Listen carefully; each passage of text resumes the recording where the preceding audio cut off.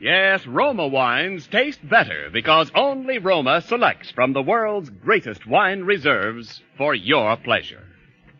And now, Roma Wines, R-O-M-A, Roma Wines present Suspense. Tonight, Roma Wines bring you Mr. Van Heflin in Three Blind Mice, a suspense play produced, edited, and directed for Roma Wines by William Spear. Suspense, radio's outstanding theater of thrills, is presented for your enjoyment by Roma Wines. That's R-O-M-A, Roma Wines. Those better-tasting California wines enjoyed by more Americans than any other wine. For friendly entertaining, for delightful dining. Yes, right now, a glassful would be very pleasant, as Roma Wines bring you Van Heflin in a remarkable tale of Suspense.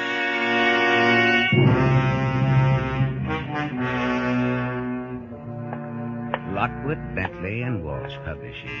It still said it on the big brass nameplate. Going down. Oh, good evening, Mr. Lockwood. Good evening. Sure, the elevator operators were nice to me. Most of the office boys remembered to knock on my door before they came in. And even some of the stenographers still spoke to me.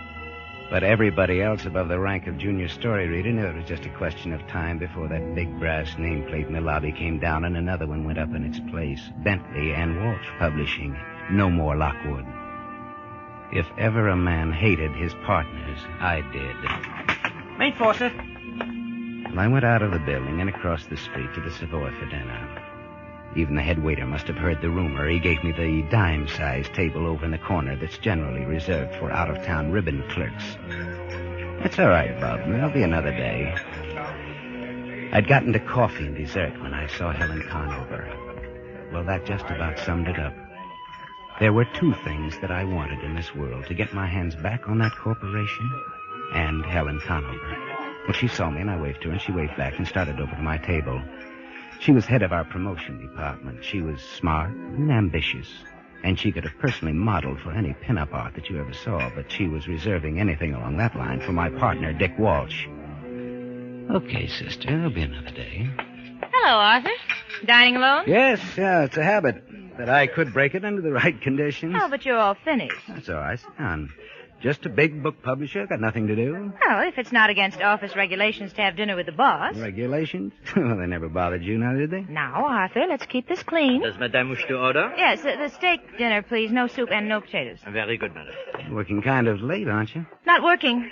Dick wanted me to see him off on the train. Train? Where's it going? Chicago. What for? Business, I suppose. Didn't he tell you? You know, they never tell me anything anymore. Well, it wasn't anything very important, I guess. Well, I'd know even less if it had been. Maybe you can tell me about Sam. About Sam? Ah, did he get his report from the doctor? Oh, yes. He did, as a matter of fact. How is it? I'm afraid it's pretty bad. How bad? Well, it's his heart, all right. They don't give him much more time. Oh? 6 months at the most. Well, that means they'll have to work fast. Or I will. What? Wouldn't you say so? Arthur, I don't understand you. I've just told you that one of your partners has only 6 months to live, and you don't even seem to care. Now, look, let's be grown up about it, at least. Sam Bentley and Dick Walsh have been trying to ease me out of the firm for the last year. Now Sam's going to kick off. Why should I care? You really hate him, don't you? Me? I don't hate anybody. I just hope he kicks off tonight instead of waiting 6 months and the Dick Walsh's train runs into the Hudson River, that's all. I don't hate anybody. I just wish they were dead. Oh, Arthur, how can you? What's the matter with that? I wish my partners were out of the way, and you wish... Well, I know what you wish, too, only I'm honest about it, and you're not. This isn't a very pleasant conversation. Well, there's always a better one. For instance, what are you doing tonight? I'm going home and get a good night's sleep for a change. Oh, by the way, how long is Dick going to be away? About a week. You'll be kind of lonely, won't you? I don't see why I should. Well, that's what I was thinking. You know, I've always had a sort of a yen for you, Helen. Why, Mr. Lockwood, why don't people tell me these things? People don't have to tell people like you those things. Now that you mention it, I do seem to have noticed a sort of a leer every so often. That wasn't any leer, baby. That was the real McCoy. Look, Arthur, this may sound kind of corny, but I'm in love with Dick, and he's in love with me. It does. What? Sound corny. Why doesn't he marry you? You know why. Sure, that wife that won't divorce him. You know he's been using that one for the last 10 years. Please, Arthur, I'd rather not talk about it. Okay. Not to change the subject, but what do you expect to get out of it? Get out of what? The reorganization, the big day when they kick old Arthur out of the firm. You think maybe they'll make you a vice president? I really don't know what you're talking about, Arthur. Well, you ought to think about it. Because you can never tell, I might be able to make you an even better proposition. I'm afraid I'm not interested in your propositions, Arthur. Any of them. Okay, baby. There'll be another day.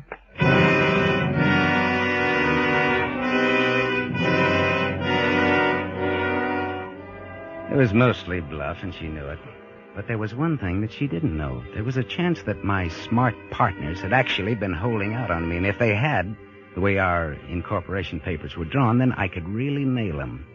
Well, I'd been snooping through the files at night lately, and I'd already dug up a couple of things, and this night I went back at it again. I let myself in through the side door of the building and walked up the 2 flights to the office. Everything was dark and deserted. You could barely make out the long lines of desks. And then I saw the light under Sam's door. Well, I crossed the office very quietly and listened. Nothing. I tapped on the door. Still nothing. So I opened it. And there was Sam. There was Sam, leaning back in his chair and staring at me with those cold and slightly protruding blue eyes, much the way he always did. Except, tonight, there was a small hole in the right side of his head. And Sam Bentley was dead. The gun was lying on the carpet where it had fallen out of his hand. It was his, all right. I recognized it. His other hand had fallen against an open drawer of the desk, and his wristwatch was broken. It had stopped at 5 after 8, and I picked up the phone to call the police. And then I noticed a letter on his desk. It was addressed to Richard Walsh. Well, I put up the phone and looked at that letter. Then I opened it. Well, it was about what I'd figured, the doctor's report on his heart, the usual all-around apology, and then a detailed explanation of how Dick Walsh could use the corporate insurance to pay off Sam's family for his share of the business and then take it over himself because Sam didn't want me to have any part of it. The signature was a little scrawly, but it was Sam's all right. So there it was, the double cross. And yet, it's funny, but almost before I got through reading it, I knew the answer. I looked at that broken wristwatch of his again. 5 after 8, it said. An hour later, I was home in bed, sleeping like a baby, knowing that Dick Walsh, too, was going to die. I strolled into the office the next morning about 10 just to be on the safe side, but of course they'd already found him. All over the office there were little huddles that broke up furtively at my approach. Well, I played it for what it was worth and headed for the largest and most important huddle, the executive huddle outside of Sam's door. They were all there, including Helen Conover. And she was looking pretty sick. Well, what is all this? Just a minute. Who are you? Oh, I'm Arthur Lockwood. So what's all this about? Just wait here, please, Mr. Lockwood. Hey, what's going on here anyway? Somebody robbed the till? Arthur. What? Arthur, it's Sam. What? His heart? No, he was shot. Shot? Arthur, the police say it's murder. Will you come in, please, Mr. Lockwood? Yes, certainly. The captain would like to see you again, too, please, Miss Conover. Oh, yes, all right. Well, we went in. Sam was still there. But by this time, somebody had thrown a towel over his face. A big, gangling guy came across the room toward me with his hand out. Miss Lockwood? Yes? Captain Gibbons, homicide. Is that Sam Bentley? Yes. No, it must be something of a shock to you, sir, but I'm afraid I'm going to have to ask you a few questions. Oh, yes, of course. Please go right ahead. Know anybody who want to kill your partner, Mr. Lockwood? Are you sure it was... I mean, couldn't it have been suicide? Why would he want to kill himself? Well, he's been pretty depressed lately. His health has been bad. Only yesterday he got a report from his doctor that he probably wouldn't live more than 6 months. No, won't hold, Mr. Lockwood. Not unless you figure that Bentley shot himself and then carried the gun into your other partner's office. That's Mr. Walsh, isn't it? Mr. Walsh. Yes. Does that surprise you? Why, Yes, Do you mean that you found the gun in Mr. Walsh's office? In the wall safe. How many people have the combination of that safe, Mr. Lockwood? Why, just the three of us, I think. The three partners. We each have a safe, but somebody else has to have the combination, too, just in case, you know. If, Mm-hmm. Did you trust your partners, Mr. Lockwood? Well, Captain, I'll be frank with you. There hasn't been a great deal of love lost between us lately, but, yes, we trusted each other in our own way. Where were you at 7:10, Mr. Lockwood? Oh, I was having dinner at the Savoy across the street. You can prove that, I suppose? Yes, of course. As a matter of fact, Miss Conover here came over later and joined me. Mm-hmm. I understand Miss Conover was seeing your other partner, Mr. Walsh, off on the 7:35 for Chicago. So she told me, yes. Mm-hmm. You're sure of the train time? yes, of course. Well, it's the one Dick Walsh always takes to Chicago. Well, why this interest in time? Have you set the time of when it happened? Bentley's watch was broken. It stopped at 7:10. Oh. Either of you see this before? Where did that come from? Recognize it? Yes, of course. That's Mr. Walsh's watch charm. He keeps losing it. He loses it all the time. Yeah, yes, he does. We found it in the chair behind Bentley's body. Oh, now, wait a minute, Captain. You don't seriously mean to suggest that... How does it add up to you? Well, I mean that watch charm doesn't mean anything. It's true that he did lose it all the time, but he could have lost it in here any time. Not in a chair, Mr. Lockwood. It wouldn't stay there very long, not without being found. Oh, Captain, there must be some mistake. There must be. You can go now, Miss Conover. But please. I said you could go now, Miss Conover. Come on, Helen. I guess that's it, Harry. I guess it is. Better call Chicago and issue a warrant. Oh. Richard Leonard Walsh. Suspicion of murder. No! All right. It's nothing now. She's just fainted.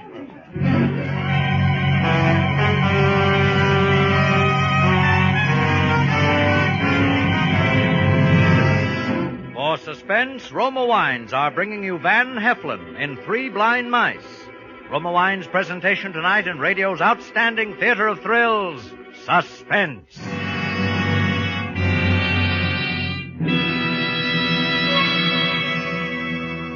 Between the acts of Suspense, this is Ken Niles for Roma Wines. Next time you have friends over in the evening, try this simple, gracious way to add warmth to their welcome. Serve delicious Roma California sherry, port, or muscatel. Delightful with cheese, nuts, cake, or any tasty snack. You're sure to please every guest with better-tasting Roma wines. For Roma wines are favorites from coast to coast, enjoyed by more Americans than any other wine. The reason? Well, Roma wines taste better because Roma starts with choicest grapes. Because Roma, with patient skill and America's finest winemaking resources, guides these naturally finer grapes unhurriedly to tempting taste perfection. Because Roma then places this luscious grape treasure with Roma wines of years before to await selection from the world's greatest reserves of fine wines for your pleasure. So insist on Roma, R-O-M-A, Roma wines. Made in California for enjoyment throughout the world. And now, Roma Wines bring back to our Hollywood soundstage Van Heflin as Arthur Lockwood, with Kathy Lewis as Helen Conover in Three Blind Mice, a tale well calculated to keep you in suspense.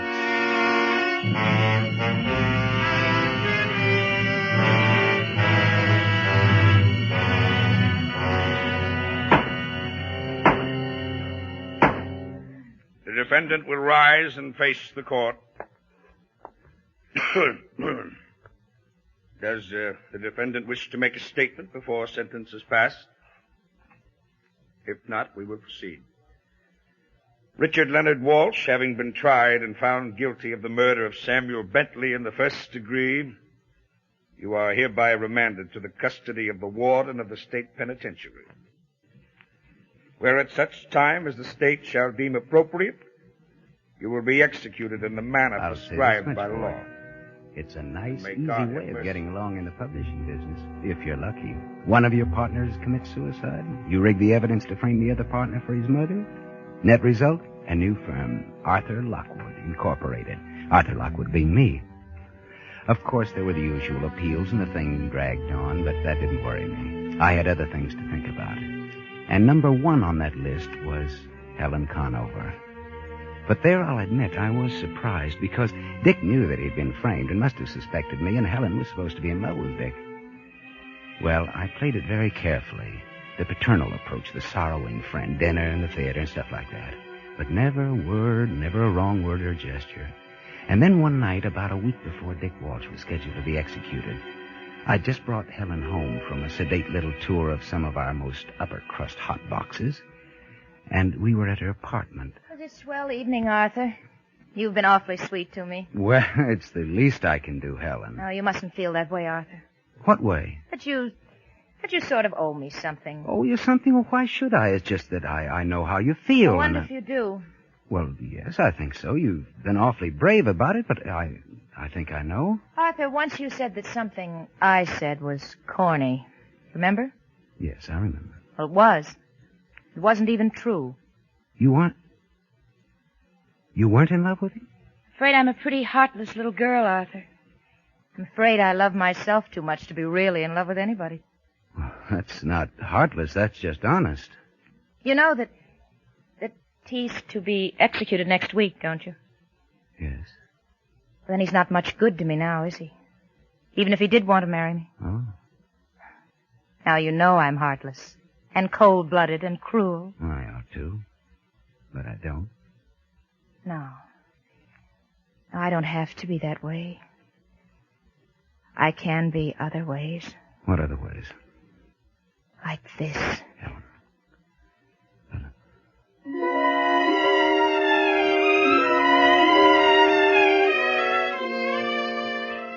Well, that was that. I didn't care about anything after that, even marriage. We made a quick trip down to Virginia where names in the publishing business wouldn't mean a thing, even ours. And it was all very quiet. No publicity, no fuss, nothing. When we got back, we took a little place in the East 50s, although, of course, she kept her apartment, I kept mine. It had to be that way for a while, at least until after Dick's execution and things had cooled down a bit. Well, I knocked off early at the office that day, for the looks of the thing, and Helen was already home when I got there. Oh, you're home early, aren't you, darling? Any particular reason? No particular reason. Penny for your thoughts, darling. My thoughts? Oh, nothing special. I guess I was just thinking. I don't know. Bet I know. What? You were thinking about Dick. That he's going to die tonight. Well, maybe I was. I don't know. Well, I'm glad you did come home anyway, darling, because I wanted to have a little talk with you. Sure. Sure, about what? You really shouldn't let it bother you, you know. Let what bother me? The execution. Why should it bother me? He killed a man, didn't he? Why should I worry about what the law does to him? Are you so sure, Arthur? So sure of what? So sure that he did kill a man? Well, right then it hit me. That all the time I'd been thinking how slick everything was. Something was wrong, terribly wrong. That all this time she'd been playing with me like a smart young cat with a silly, blind old mouse. 3 mice, and one of them dead. And another with them as good as dead. And I was left. All the evidence and everything. Wasn't like Dick to do a thing like that. You don't think he killed him? Arthur, do you remember, it was a long time ago, you asked me what I expected to get out of it? If Sam and Dick squeezed you out of the firm. Yeah, I remember. And you said you might have a better proposition? Yeah? Well, I've decided what I want. Sure. You really want to be a vice president? We can fix that easy enough, although I sort of had the idea that you'd be pulling out after a while now that we're married. Arthur, you're priceless. No, I'm afraid a vice presidency isn't at all what I have in mind. And I don't know where you got the idea that I'd be pulling out of the firm. Ever. All right. What do you want? I want a full partnership, Arthur. A partnership? Yes. Is that so strange? Well, we are partners now, in a way. You're my wife. No. I mean a real partnership. A corporate partnership. Look, Helen, you're asking me out of a clear sky to give you a half a share in $1 million business. Yes. Well, that'll take some thinking about. Yes. I suppose it will. I was saying, it was strange about that evidence. For instance, there was the letter. What letter? The letter that was on Sam's desk when he killed himself. It disappeared. You must be crazy. Am I? What about the wristwatch? When he died, it said 5 after 8. But when they found him, it said 10 after 7. And the gun. It was lying on the carpet by his hand, but somehow it got into Dick's wall safe. You knew all that, and you let an innocent man go to the chair? Oh, really? Oh, Arthur, you are priceless. I let an innocent man go to the chair? You know, of course, that a wife can't testify against her husband. Oh, no. No, a wife can't be forced to testify against her husband, but she can if her conscience... All right. What do you want? I thought I'd mentioned it. The partnership. I see. Now, you're not going to be unreasonable about it, are you, darling? No, Helen. I'm not going to be unreasonable. You know, darling, I was thinking, we ought to rearrange the office space. She'd even turned her back on me We can now. knock out those partners. She was gazing out of the window, dreaming up the future. Her future, just the way she'd planned it. That would be it. I couldn't guess how she knew. She must have been hiding somewhere and seen me, but Yours and mine. that didn't matter much now. I only knew that I was right back where I'd started from, the business slipping out of my hands, and someday, Mind if I take a corner? no business, and no Helen. I had to think fast and act fast. There was a bronze statuette on the end table. I picked it up and hefted it. It was just about right. So I stepped over behind her. Of course, the offices, then, will be just exactly the same. Except for that. Darling, you won't mind that, will you,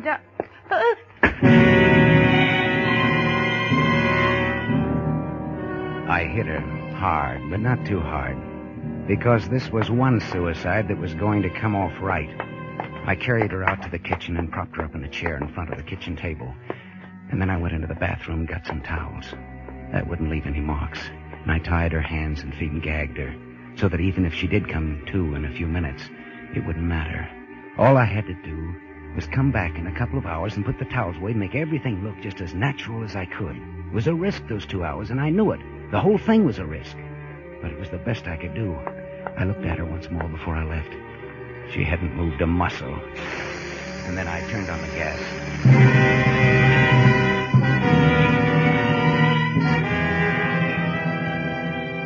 By the time I got back to my apartment, I was shaking all over. This time I had really killed somebody. But why would anybody connect me with it, I told myself. Why would anybody think it was anything but suicide? She had the motive this day of all days. Everybody knew that she was in love with Walsh. And even if her marriage to me came out, the motive would still hold. And then the doorbell rang, and I jumped a foot. At first I wasn't going to answer it, and then I thought I'd better. Whoever it was would establish that I was here at home and that I could brush them off before I had to leave. Hello, Mr. Lockwood. Busy? Why, no, Captain Gibbons. No, come right in. Thanks. Right in here, please. Have a seat. Uh-huh. Cigar? Thanks. Pretty good cigar. You must be doing pretty well for yourself nowadays. Better let me light it myself. You, seem kind of nervous. Well, you know how it is. I mean, today the... Oh, you mean your partner Walsh going to the hot seat? I try not to think about it, but, well... Yeah, he'll be sitting down there pretty soon now. Pretty soon. They say it doesn't hurt. But I don't know. Do you ever see one? Look, do we have to talk about it? Makes you feel kind of bad, eh? I wouldn't wonder. Why did you do it, Lockwood? Do what? Frame him? I don't know what you're talking about. Sure you do. You changed the time, stashed the gun, tore up the suicide note. In fact, as I was saying, you framed him. No, Walsh killed him. You know he did. He was convicted of killing him. All the evidence was that he killed him. Oh, sure. Walsh killed him, all right. What? Walsh killed him. He told us he did. Just today. But it was...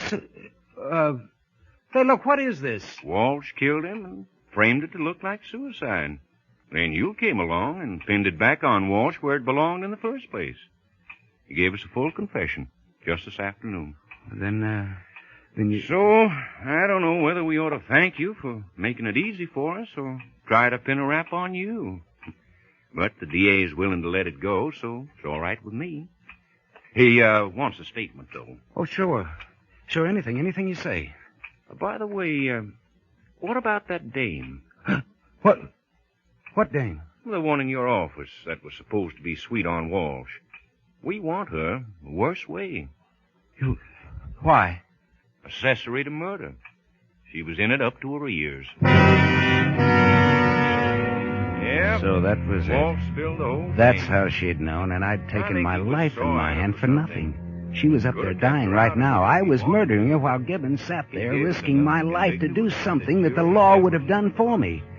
Maybe it still wasn't too late, but Yeah. Gibbons just I sat think there he must talking have and been talking sore at and her or talking. Well, you just go down there to the DA's office and give him that statement, eh? Sure. Tomorrow, the very first thing. You know, you sure are a heel, Lockwood. But you're a lucky heel.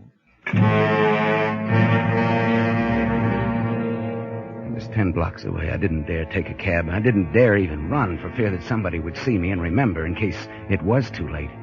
But by the time I got there, I was gasping for breath, so I'd run every step. So I let myself in, the smell of gas hit me just like a brick wall. I put my handkerchief over my face and rushed into the kitchen. I threw open the window, shut off the gas. She was sitting there just as I left her.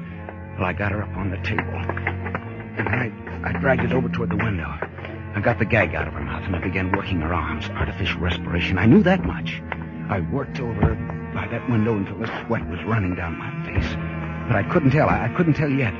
The towels that I'd tied her feet with were still there, but I didn't bother with them or anything else. I just kept working over her, up and down, as though my life depended on it. It did. I'm afraid you're too late, Lockwood. I'm afraid your wife is dead.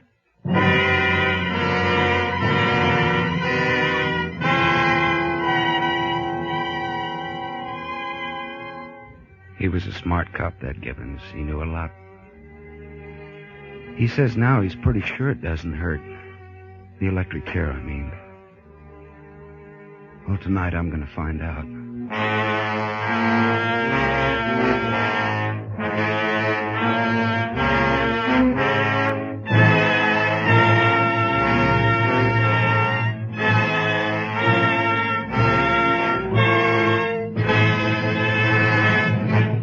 Suspense.